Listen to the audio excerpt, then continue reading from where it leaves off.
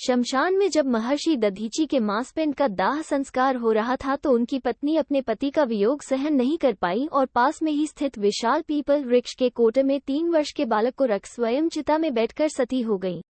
इस प्रकार महर्षि दधीची और उनकी पत्नी का बलिदान हो गया, किंतु पीपल के कोटे में रखा बालक भूख प्यास से तड़प तड़प कर चिल्लाने लगा। जब कोई वस्तु नहीं मिली तो कोटे में गिरे पीपल के गोदों, फल को खाकर बड़ा होने लगा। कालांतर में पीपल के पत्तों और फलों को खाकर बालक का जीवन यैन केन प्रकारेण सुरक्षित रहा। एक दिन देवर्षि नारद वहां से गुजरे। नारद ने पीपल के कोटे में बालक को देखकर उसका परिचय पूछा। नारद, बालक तुम कौन हो? बालक, यही तो मैं भी जानना चाहता हूँ। नारद, तुम्हारे जनक कौन है? बालक, यही तो मैं जानना चाहता हूँ। तब नारद ने ध्यान धर देखा। नारद ने आश्चर्यचकित हो बताया कि हे बालक, तुम महान दानी महर्षि दधीची के पुत्र हो।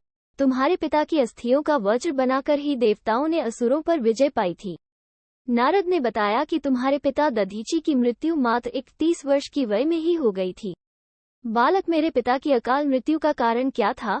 नारद, तुम्हारे पिता पर शनिदेव की महादशा थी। बालक, मेरे ऊपर आई विपत्ति का कारण क्या था?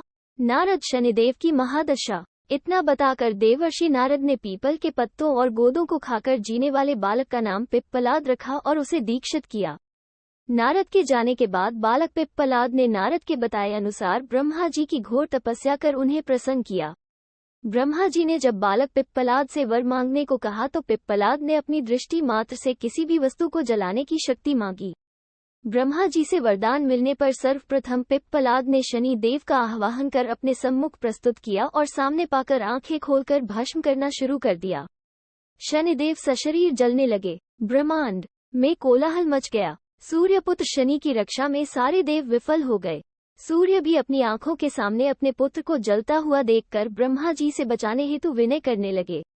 अंततः ब्रह्मा जी स्वयं पिप्पलाद के सम्मुख पधारे और शनिदेव को छोड़ने की बात कही, किंतु पिप्पलाद तैयार नहीं हुए। ब्रह्मा जी ने एक के बदले 2 वरदान मांगने की बात कही। तब पिप्पलाद ने खुश होकर निम्नवत 2 वरदान मांगे। 1, जन्म से 5 वर्ष तक किसी भी बालक की कुंडली में शनि का स्थान नहीं होगा, जिससे कोई और बालक मेरे जैसा अनाथ न हो।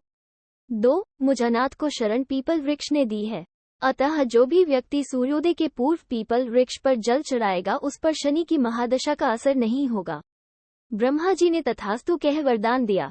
तब पिप्पलाद ने जलते हुए शनि को अपने ब्रह्मदंड से उनके पैरों पर आघात करके उन्हें मुक्त कर दिया, जिससे शनिदेव के पैर क्षतिग्रस्त हो गए और वे पहले जैसी तेजी से चलने लायक नहीं रहे। अतः तभी से शनि शनै चरती यह शनैश्च अर्थात जो धीरे चलता है वही शनैश्च है कहलाए और शनि आग में जलने के कारण काली काया वाले अंग भंग रूप में हो गए। संप्रति शनि की काली मूर्ति और पीपल वृक्ष की पूजा का यही धार्मिक हेतु है।